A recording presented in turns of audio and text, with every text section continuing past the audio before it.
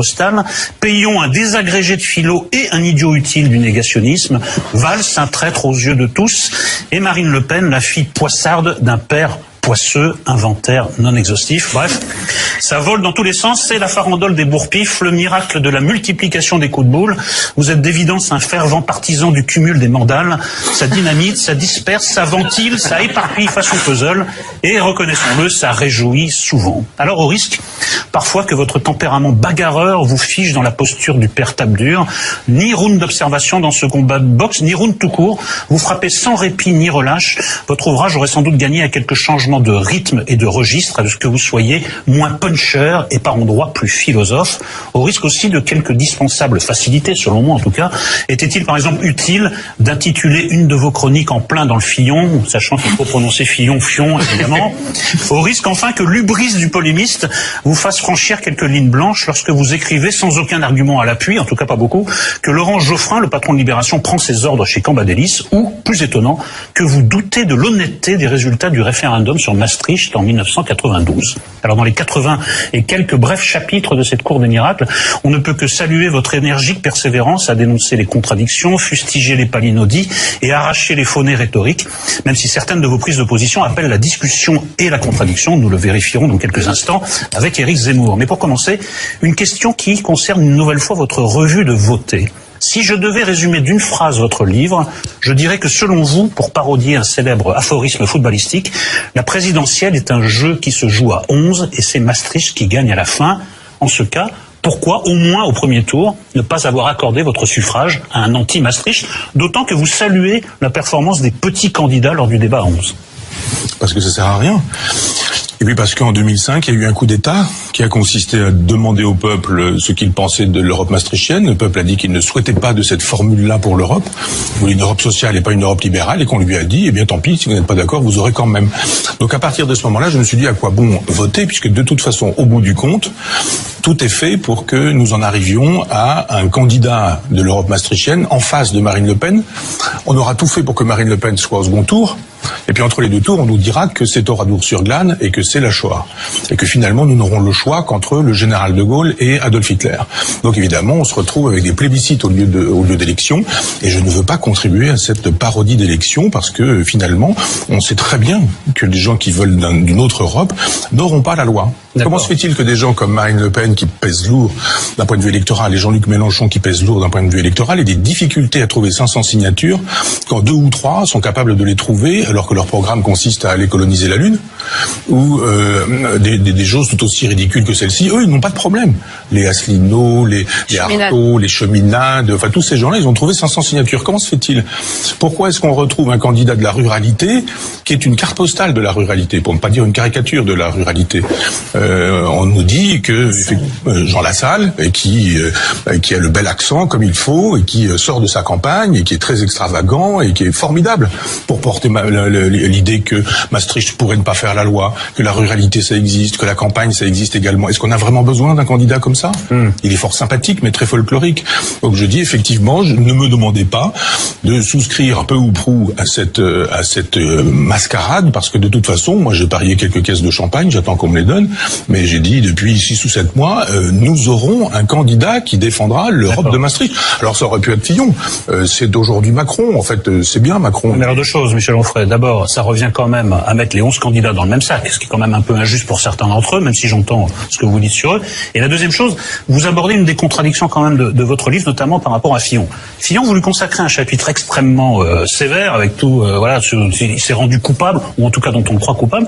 Et à la fin du livre, vous dites, c'est quand même bizarre cette affaire Fillon, on a été beaucoup plus sévère avec lui qu'avec d'autres, donc vous animez un peu une fibre quand même complotiste par moment, qui contredit d'ailleurs ce que vous dites avant dans le livre.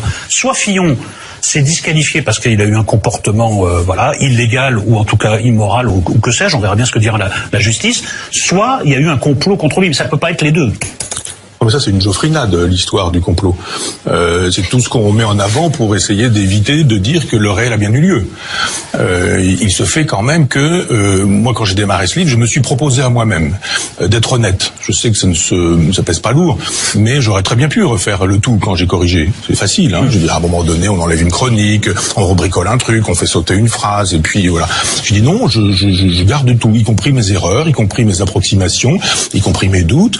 Le Macron du départ n'est pas le Macron du milieu, qui n'est pas le Macron de la fin, donc on peut effectivement changer d'avis en cours de route. Je précise pour les téléspectateurs qu'au départ, vous dites dans le livre que Macron, vous n'y croyez pas et que ça, c'est une bulle. Je dis que c'est une bulle qui explosera, et je pose une question, je dis est-ce que ce sera avant ou après l'élection? Voilà. Donc maintenant, on connaît la réponse, ce sera après. Non mais sur Fillon, sur Fillon, cette histoire de... où vous prononcez pas le mot complot, mais il y a quelque chose de... Non, je dis pas que c'est un complot, je dis simplement que il y a eu d'autres affaires concernant Jean-Luc Mélenchon, concernant d'autres... cette amplitude... c'est vous qui décidez que l'amplitude, c'est celle-là et pas une autre. Il me semble que Fillon coche un nombre de cases qui est inégalé par rapport aux autres affaires que vous évoquez, il me semble. C'est vous qui avez décidé que... Moi, je pense que la loi, c'est la loi, et que quand on contrevient à la loi, on contrevient à la loi, et que quiconque contrevient à la loi devrait être traité pareillement. Que certains ont pu contrevenir à la loi, d'autres pas, et qu'on décide aujourd'hui que ceux qui ont contrevenu à la loi ont contrevenu un peu moins que d'autres, et que c'était normal qu'on s'acharne moins. Non, je vois quand même qu'on s'est acharné sur ce monsieur, et qu'on s'acharne pas pareillement aujourd'hui sur Bayrou, sur Marielle de Sarnez. Il n'y a pas eu d'affaire Mélenchon? Mais bien sûr que si, vous n'avez pas lu. Laquelle? Enfin, on va pas rentrer dans le détail, mais je veux dire, il y a une affaire Mélenchon, bien sûr que si. Ah non. Mais si. Il y a même des gens qui sont venus sur Internet expliquer qu'ils avaient collaboré avec Mélenchon et ce que faisait Mélenchon, etc. Si, je suis d'accord. J'ai vu les mêmes choses qu'on ferait. On comprend pas. Personne ne l'a vu. Et ben voilà. Mais ça serait trop long à expliquer. C'est mais c'est toujours la même chose. C'est ils prennent des avions, des machins, des voitures, des ceci. C'est toujours la même chose. C'est tous les élus, utilisent les moyens publics pour leur machin. Des voitures avec chauffeur quand on n'est plus élu, des emplois qu'on obtient par faveur, etc. Enfin, toute chose. Vous voyez, Bon. Ah oui. Moi, je voudrais d'abord bienvenue au club des chroniqueurs politiques. Ça me fait plaisir d'avoir un collègue aussi prestigieux, même si je trouve que vous vous méprenez sur vos références, parce que je trouve que vos chroniques ne ressemblent pas aux moralistes du XVIIe siècle, La Bruyère, La Rochefoucauld, qui étaient plus psychologisantes et plus, vous voyez. En revanche, ça ressemble beaucoup, et moi, j'aime bien et je m'en inspire souvent aussi aux textes du XXe siècle. D'ailleurs, même fin du 19e, début du 20e. Les chroniques politiques, quand elles sont à la fois littéraires et polémiques. Je vous dis ça parce que moi-même, j'aime en relire. J'aime lire Léon Bloy, j'aime lire Bainville, j'aime lire... Mais à gauche aussi, ils sont souvent aussi très talentueux. Mirbeau. Exactement, et je trouve que ça ressemble plus à ça. C'est la tradition polémiste française, même si je trouve que vous parfois, et on va y revenir sur le fond, ça c'est plus intéressant, vous cédez un peu trop à la facilité. C'est-à-dire que la facilité non pas de la polémique et tout ça, moi j'adore ça, c'est pas moi qui vais vous reprocher ça, mais la facilité d'un certain poujadisme chic. C'est-à-dire ils sont tous, ils se défendent que leur boutique, vous voyez, c'est facile, mais et c'est partiellement vrai. Non, mais oui, quand même. Non, mais oui, mais j'argumente quand même. Oui, bien sûr, évidemment. Mais je veux dire, vous ne pensez pas, par exemple, qu'une union de la gauche, du Parti socialiste et de Mélenchon aurait rendu possible la présence d'un candidat de gauche au deuxième tour? Non. Moi, je pense que si. Oui. Il y avait une dynamique qui était susceptible d'être créée. Je ne pense pas. Il fallait faire un tiers programme. Parce que Mélenchon... je défends dans cette aventure. Je comprends, mais moi, je vais vous dire la gauche. Qui n'a pas eu lieu. C'est très intéressant. Ça veut dire que si ce programme commun de la gauche n'a pas eu lieu et qu'on a eu le choix contre Marine Le Pen, qui était de toute façon une candidate pour rien, et Macron, qui de toute façon était le candidat élu, c'est que des gens ont préféré préserver leur boutique. Oui. À Mont, pas à Mont, parce que à Mont, on a fait la demande. Mélenchon voulait tuer le PS. Ah oui. Oui, mais il y a des logiques politiques. Et ben voilà, il est content, il a tué le PS, oui. Macron. Donc, oui. Mais de toute façon, il n'aurait pas été élu. Donc il un programme qui aurait été un programme commun d'une gauche qui n'aurait donc pas été le programme de Mélenchon. C'est drôle ce que j'ai compris. C'est drôle ce que vous dites parce que moi, j'allais vous dire à l'inverse. C'est-à-dire que là, quand vous dites le système a organisé, il fallait qu'un candidat maastrichtien gagne, etc. Très bien. Je vous suis dans les grandes lignes. Sauf que il y a une limite à votre raisonnement. Il y a une double limite. D'abord, c'est un peu quand vous dites je vais pas voter puisque je ne participe pas à cette mascarade, c'est un peu la fameuse phrase de Peggy, ils ont des mains propres mais ils n'ont pas de mains. Vous vous coupez vous-même les mains. Deuxièmement, en Angleterre et aux États-Unis, le système était contre le Brexit, il était pour Clinton et ces gens-là ont quand même perdu. Donc ça veut dire que quand il y a une vague populaire et quand il y a des candidats qui arrive à chevaucher cette vague populaire, le système peut être abattu. Notre problème en France, et c'est marrant que vous me parliez de l'union de la gauche, parce que moi, et les téléspectateurs ici le savent, je parle plutôt de l'inverse. Je pense que s'il y a une impasse, c'est parce que depuis 20 ans, depuis 30 ans, la droite n'a pas osé faire ce que Mitterrand a fait avec le Parti communiste, c'est-à-dire s'allier avec le Front National pour le tuer et pour garder ce que l'électorat voulait, c'est-à-dire toute la politique sur l'immigration et l'islam. Ça, c'est pas mon camp. Mais je comprends très bien. Je comprends très bien. C'est pour ça que je vous dis, on est exactement aux deux pôles. Moi, je reproche. Donc c'est pas le système. Vous voyez, c'est ce que je veux vous dire. C'est que ils sont mis eux-mêmes dans une impasse politique. Je dis que ce sont des individus. Bah oui. Là, donc c'est pas du poujadisme. Bah si, quand vous dites... quand de faire la démonstration du contraire. Mais non, quand vous dites... C'est pas du poujadisme que de dire que des gens qui devraient normalement avoir le sens de l'intérêt général, qui devraient avoir le sens de l'ouvrier, du prolétaire, du jeune homme ou de la jeune fille qui fait ses études, des pauvres, des gens... Eh ben, ils n'ont pas le souci de ces gens-là. Si, parce que bien sûr que non. Mais si, parce bien sûr que non, vous savez très bien. Oui. Mélenchon, ou alors il est délirant. Si Mélenchon pense qu'il pouvait gagner tout seul, c'est délirant. Mais parce que vous... Il le pensait. Je le Mais attendez, mais contre Marine Le Pen, vous l'avez dit vous-même, n'importe qui gagne. Non, donc si Mélenchon est au second tour contre Marine Le Pen, il a gagné. Pas sûr. Ah, mais lui le pense. Oui, mais ça c'est justement, je veux dire, n'importe quel candidat maastrichtien en face Marine Le Pen, il a gagné. Ça c'est sûr. Après ça, on peut imaginer que ce désir d'union de la droite avec le Front National, il se serait fait peut-être. Mais absolument. Pourquoi il ne fallait pas que Mélenchon y aille tout seul, mais qu'il y aille avec Hamon dans la perspective mitterrandienne, pour le coup, d'un programme commun qui aurait permis. Si. Parce qu'aujourd'hui, le diable n'est plus le Parti communiste, il est le Front National. Et celui qui a l'électorat populaire, c'est le Front National. Et quand vous dites qu'ils sont des individus, ce sont des vases communicants. Non, c'est pas des vases communicants. Des gens qui ont voté pour le Front National auraient voté pour une union de la gauche anti-libérale. C'est faux. Mais vous vous trompez. Mais non. Chez Marine Le Pen, qui n'y sont que par souverainisme. C'est faux. Vous vous trompez. Ça, vous faites la même erreur que les mélenchonistes. C'est-à-dire que vous pensez que l'électorat populaire du Front National peut voter pour Mélenchon. C'est faux. Parce que le Front, attendez. Non, excusez-moi. 20% des gens mais c'est pour le Front National. Mais c'est faux. Excusez-moi, l'électorat du Front National, l'électorat populaire du Front National, il vote Front National, pas pour le social. Vous faites la même erreur que Philippot. Il vote pour l'immigration. Et l'électorat... Je sais pas ce que c'est que l'électorat du Front National, mais je connais des électeurs du Front National. J'en connais, moi, dans mon village avec qui je parle. Et leurs logiques ne sont pas aussi simples que ça. Moi, j'ai un copain d'école qui votait, qui m'a dit, j'aurais souhaité voter pour François Hollande, mais il se représente pas. Je lui ai dit, alors tu vas faire quoi? Il me dit, donc je vais voter Marine LePen.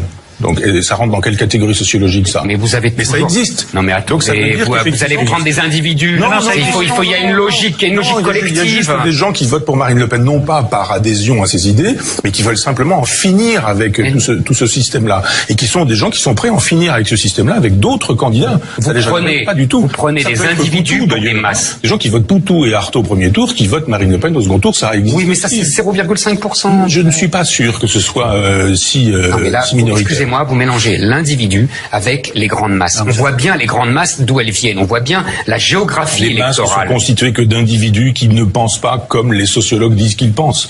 C'est beaucoup plus subtil, beaucoup plus compliqué. On voit bien qu'il y a des dynamiques. Mais si, regardez, là, on nous parle d'un raz-de-marée pour Macron. Qu'est-ce qui s'est passé entre deux? Voilà, quelqu'un qui était minoritaire au premier tour, qui devient majoritaire au deuxième tour. Ça s'appelle la logique de la Ve République. Eh ben, pas seulement. Ben non, parce que ça a toujours existé. Des médias depuis 80, c'est toujours la même chose. 48 heures après son élection, étaient déjà en train de nous dire qu'il y avait un raz-de-marée prévu pour parce que ça s'est toujours fait.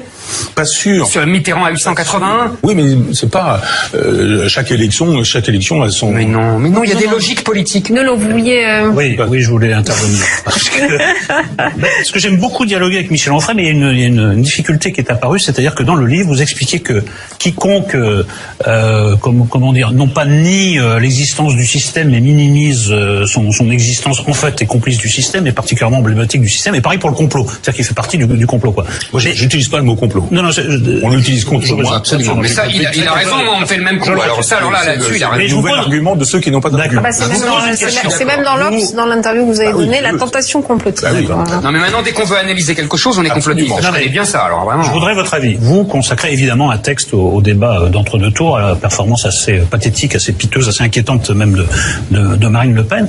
Mais essayez de voir cet épisode, par exemple, par mes yeux. Moi, je suis pas macronien, c'est pas du tout ma famille politique, son programme, ce qu'on en devine, c'est pas mon truc non plus, et je suis encore moins le péniste. Mais je vois un débat entre deux personnes où d'un côté je vois quelque chose vraiment de terrifiant, dans la bassesse, dans la haine et dans l'incompétence, et de l'autre, quelque chose qui est de ridicule, et quelque chose qui est pas passionnant. Ben moi je regrette, mon attitude, c'est de voter Macron au deuxième tour par réflexe, parce que par patriotisme, je veux éviter, et le plus possible, avec le score le plus large, Marine Le Pen. Alors, je suis complice du système. Non, mais j'ai jamais dit ça. Je n'ai jamais jeté l'anathème sur ceux qui... Non, mais vous dites que tout est organisé pour que ça se termine comme ça. Bah oui. Une représentante d'extrême droite caricaturale contre un représentant de Maastricht. Absolument. Mais il y a des gens que ça ne gêne pas de voter Macron parce qu'ils défendent depuis des années une gauche libérale. Donc, c'est pas un gros effort pour eux. Oui. C'est pas un gros effort. Je parle du reste, moi, c'est pas mon truc. Non, mais moi, je suis antilibéral de gauche, antilibéral.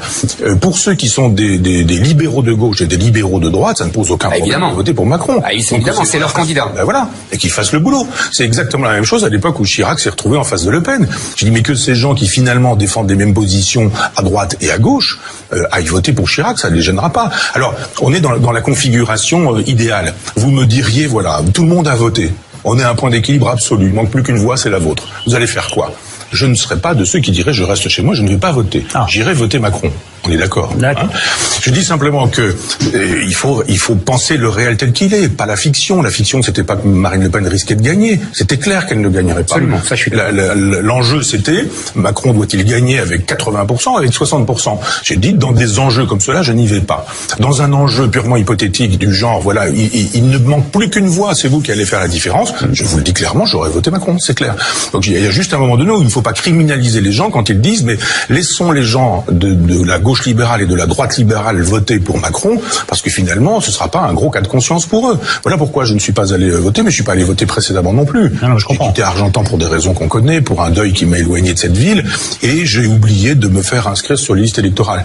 Puis constatant que j'avais oublié de me faire inscrire, je me suis dit, c'est pas gênant, de toute façon, voilà.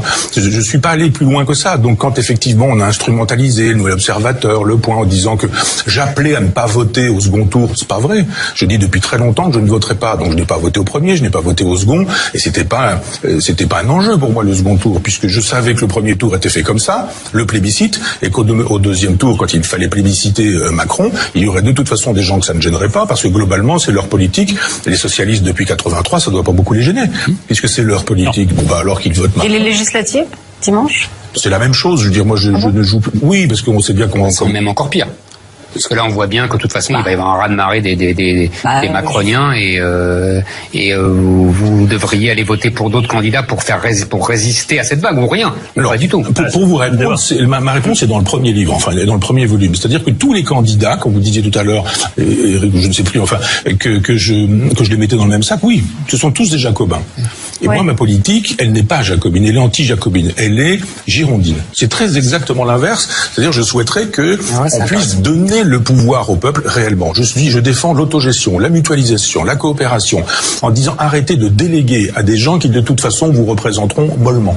Vous n'avez pas à être représenté, faites la politique directement. Donc il faut lire les deux livres en perspective. Oui, c'est un jeu de massacre. Oui, je ne suis pas allé voter, mais juste parce que je dis en amont qu'il y a une autre façon de faire de la politique et que si vraiment on faisait savoir aux gens qu'on peut faire de la politique autrement qu'en allant dire à quelqu'un vous allez me représenter pendant 5 ans et puis pendant 5 ans je vais voir ce que vous allez faire, puis dans 5 ans je vais voir si je revote pour vous, si je revote pas pour vous.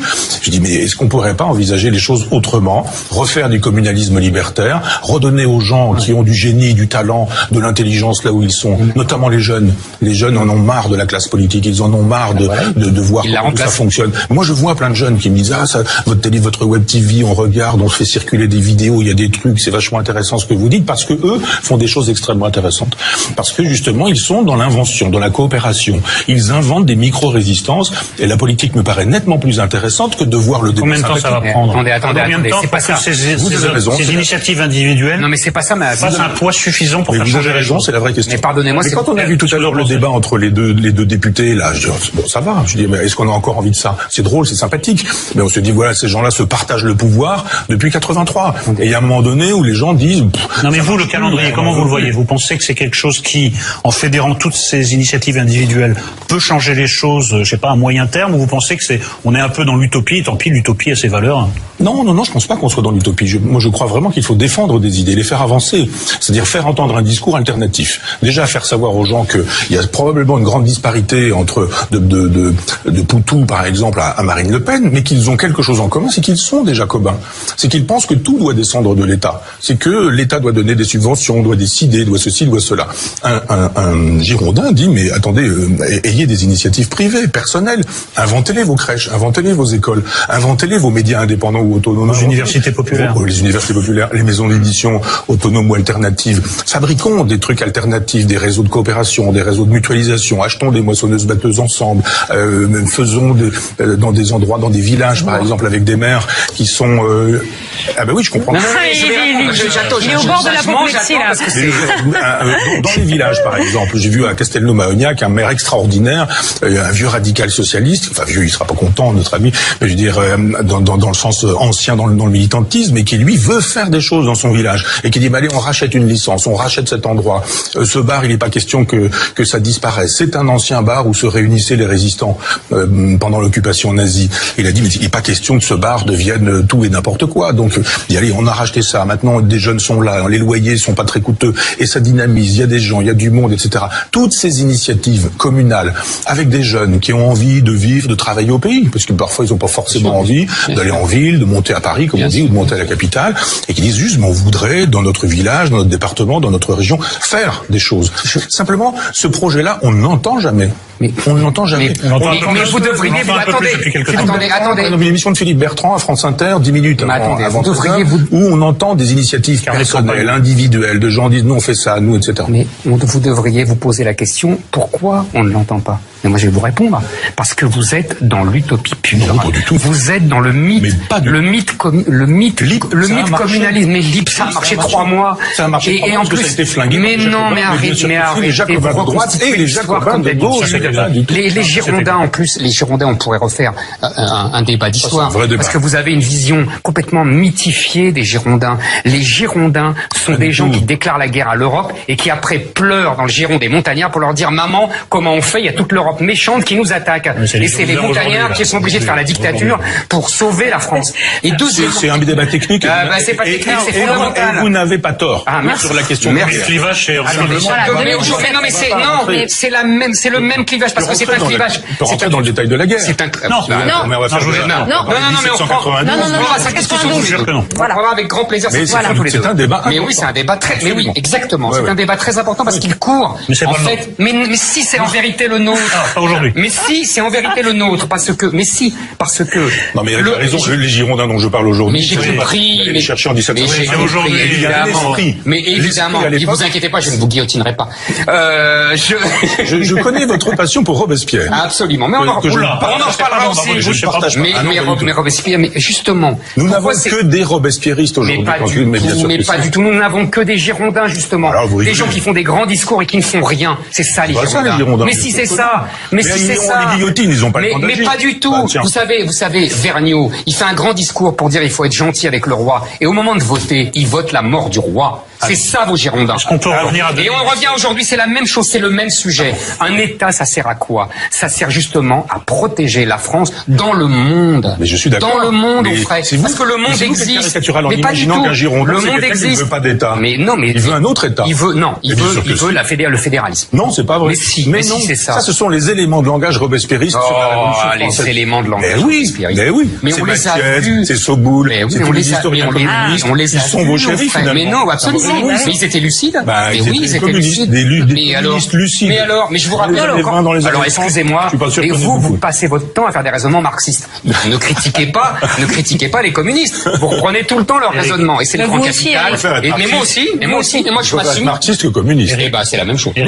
Pas exactement. Non. Méconnaît quelque chose de fondamental, c'est que ces initiatives locales se multiplient. Il y a des milliers. Je suis pas contre. Mais non, mais tu les ignores. Mais je les ignore pas. Mais je les ignore pas. Je dis qu'on fait pas une nation avec ça. C'est l'utopie en 2017.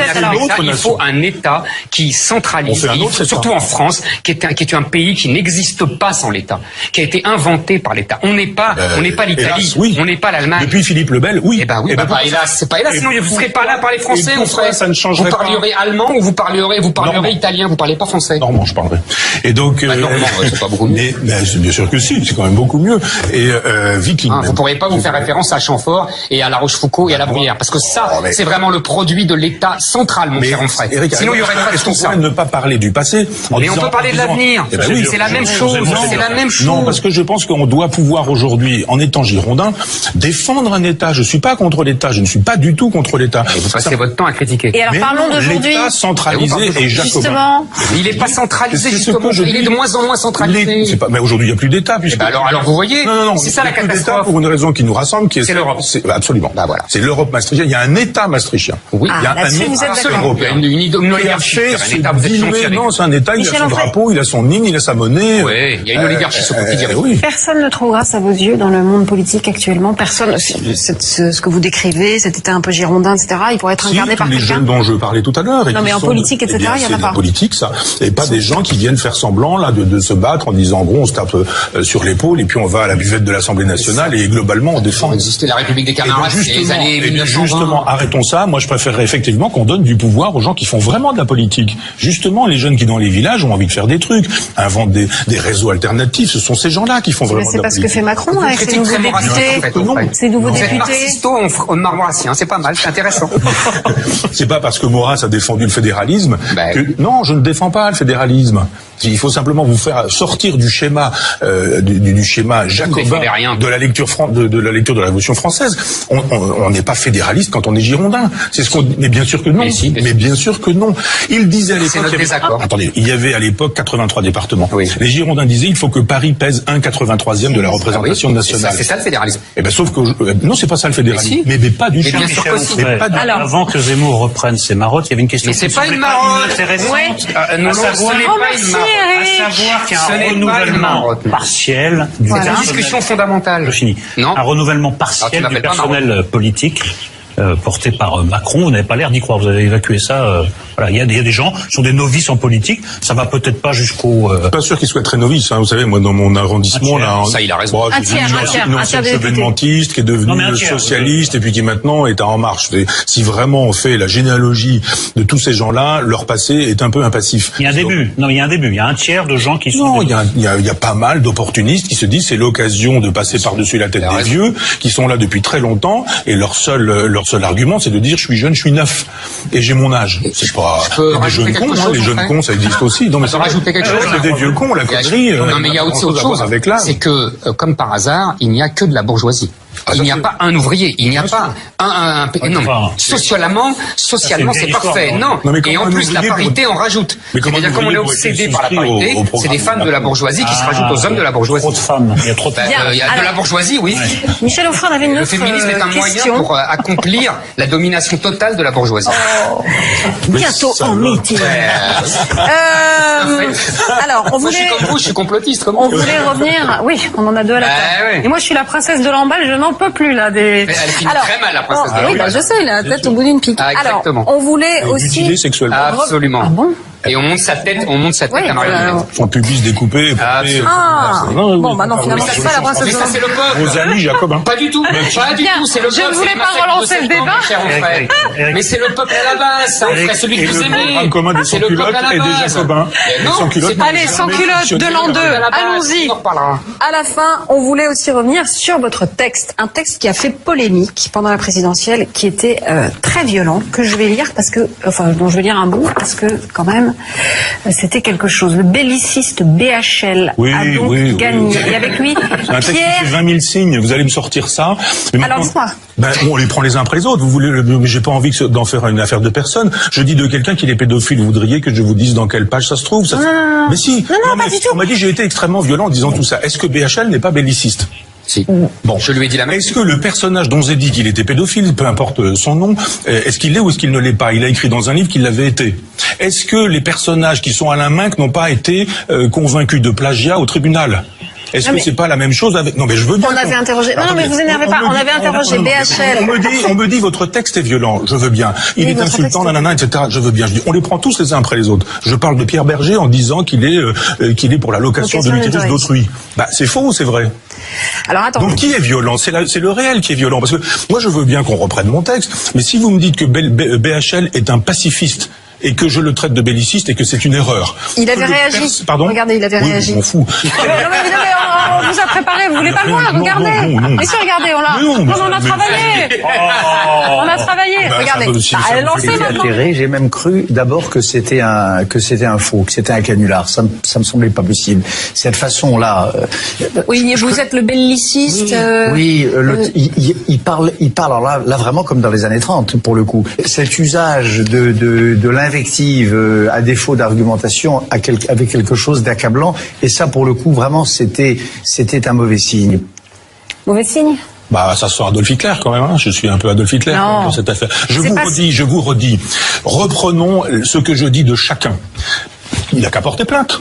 Que tous ces gens-là portent plainte si je suis insultant, si je dis des contre-vérités. Que les plagiaires dont je dis qui ils sont me disent que je les ai insultés en disant qu'ils sont plagiaires. Que le pédophile porte plainte en disant qu'il n'est pas pédophile. Que le belliciste nous dise qu'il n'est pas belliciste. Je veux bien, moi. Que Berger nous dise qu'il n'est pas pour l'allocation des utérus d'autrui et les autres dont j'ai parlé. Mais je veux bien être agressif. Ça participait d'un climat général. Écoutez, à la fin de la campagne, il y a eu des gens qui, pendant les meetings de Jean-Luc Mélenchon, avaient des pancartes, pendaient les banquiers. C'est-à-dire qu'on aurait vu ça à un meeting du FN, je vous dis pas. Vous m'assimilez à ça? Non, pas du tout, je vous assimile pas. Je dis qu'il y a eu aux gens d'être ce qu'ils sont. Il y a eu et vous me dites que c'est une montée de la violence. Non, mais je rêve. Non, mais je rêve. De toute façon. BHL a passé son temps à nous dire qu'il fallait bombarder la Libye, qu'il fallait bombarder l'Afghanistan, qu'il fallait bombarder l'Irak, qu'il fallait bombarder la Syrie. Est-ce que ça ne s'appelle pas? Moi, je vous parle pas de climat, je vous parle de vérité. De toute façon. Je vous parle de vérité. Est-ce que BHL est un belliciste, oui ou non? C'est ma question, bon sang. Moi, je veux bien. C'est pas le sujet, la violence, elle est dans le réel. Et voilà. Elle va revenir de plus en plus aujourd'hui. Ce qui gêne dans mon texte, c'est la bulle macroniste. Il concentre le réel. Moi, je suis d'accord. C'est-à-dire que je dis, eh bien voilà. C'est pas la même chose. Mais que je le redis si vous voulez que. Attendez, non, on va pas. C'est un texte de 20 000 signes. Sur ce texte de 20 000 signes, on sort ça. On dit, ah, quelle agressivité. Je dis juste que si j'étais. Entendez que on le reçoit. Parce que si vraiment j'étais dans l'insulte, ces gens-là auraient porté plainte. Comment voulez-vous que BHL aille porter plainte en disant Michel Onfray a dit que j'étais belliciste? Moi je dis pas, c'est limite quoi? Limite fasciste. Non, ce type a fait carrière sur le bombardement des populations musulmanes. Et pas seulement musulmanes. Pas seulement, vous avez raison. De beaucoup de publics. Absolument. C'est un argument de. Ah mais je lui ai dit ici. Il passe son temps à appeler au bombardement et à la destruction des États. Voilà. Est-ce que quand on le dit, on est violent, méchant, agressif? Est-ce qu'on utilise le langage de l'extrême droite des années 30? Est-ce qu'on est évidemment antisémite ou ce genre de choses? Si on peut plus dire la vérité, alors effectivement, donc ce texte a tourné parce qu'effectivement on disait regardez. Non mais Michel Onfray reconnaissait que avec ce texte, au moins l'extrait qui en a été donné, et ce livre, il y a un peu une nouvelle manière d'Onfray. Il y a quelque chose de plus direct, de moins philosophique, je dirais. Encore, ça peut être considéré comme une philosophie en acte, voilà. Et je trouve qu'il y a un changement de ton chez vous. Peut-être c'est la violence de l'époque qui augmente la violence chez vous, mais il y a quelque chose de nouveau. Ça ressemble pas, la Cour des miracles, aux précédents ouvrages que vous êtes venus débattre ici. Donc, il y a une évolution. C'est pas les mêmes thèmes. D'accord. On me reproche d'écrire toujours le même livre d'un seul coup. J'en ai écrit un autre. On me reproche pas ici quand vous le reprochez. Pas vous. Non mais encore le même livre d'Onfray. En voilà un qui change. Alors après on me reproche de faire des livres qui changent. Je dis simplement dans le ton. J'avais juste envie de jouer effectivement chamboule tout parce que j'estime qu'on se moque de nous. Vous pouvez pas allumer la télévision depuis un an sans qu'il soit question du J-365, -364, etc. Puis après c'est hop on recommence avec les législatives. Je dis est-ce qu'on a le droit quand on est un citoyen qui aime la République, qui aime la démocratie, qui aime le débat d'idées, qui aime la réflexion, de faire un texte dans lequel on dit vous nous fatiguez, vous nous mentez, vous allez nous tromper, vous allez nous trahir, vous allez continuer à faire ce que vous faites depuis des années, vous allez continuer à faire monter le Front National. Là, Geoffrin, formidable Geoffrin, il fait depuis des années tout ce qu'il faut pour nourrir le Front National. Tous les matins quand il se réveille, il arrose la fleur du mal. Tous les matins. Là, en l'occurrence, accordez-leur Onfray que Macron est moins hypocrite que les autres et que justement cette alliance du clan bourgeois, du centre droit et du centre gauche, elle est assez prévisible et on sait d'avance ce qu'ils vont faire. Il est hypocrite. L'autre jour dans le Figaro, je vous lis dans le Figaro, et il y avait la chronique, je pense Yvan Rioufol, qui j'ai appris dans cette chronique, où il nous disait il y avait une perche de journalistes qui traînaient. Évidemment, il l'avait pas vu. Et je crois que c'est Le Drian ou Le Guen, je sais plus, Le Drian qui lui dit alors ça s'est passé comment avec les syndicats. Et il lui dit très bien, de toute façon je leur ai rien dit. Oui. Formidable. Oui. Formidable. Mais Ça s'est très bien passé. Il dit rien au syndicat, mais on sait très bien ce qu'il va faire. Eh bon, on sait très bien ce qu'il va faire après les législatives. Voilà, exactement. Voilà, donc et c'est aussi ça la question. C'est que pour l'instant, il joue au général de Gaulle, avec Poutine, avec Trump, et vous avez vu, je marche comme le général de Gaulle. Mais ça, c'est assez classique. Oui, c'est assez classique. Est-ce qu'on a le droit? C'est la politique. Oui, est-ce qu'on a le droit de se marrer, quoi? Bah oui. Voilà, c'est ce que je fais. Une dernière petite question, Et puis excusez-moi. vous savez, si vous voulez vraiment, Eric, si vous voulez vraiment savoir si j'ai changé vraiment de ton ou de style, en 90, j'ai écrit un livre qui s'appelait Cynisme et qui faisait l'éloge de Diogène. C'est un grand exercice diogénien.